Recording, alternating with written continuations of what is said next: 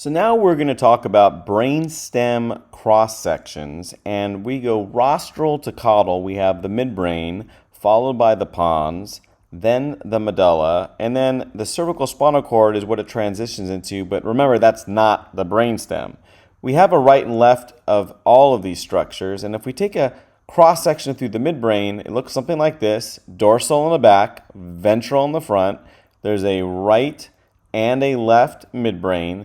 And if we take a look at ventral midbrain, the structure in the very front is called the crus cerebri, which carries motor neurons.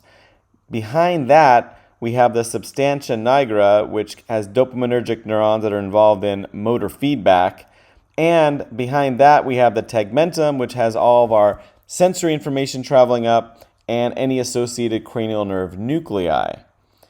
Now, if we go down to the pons, we can take a cross section through there, and we're going to get something that looks a little bit like this, where we have dorsal in the back, ventral in the front, a right and a left, and the very ventral pons is called the basis pontis, and it has an equivalent pontine tegmentum carrying sensory information as well as any associated cranial nerve nuclei.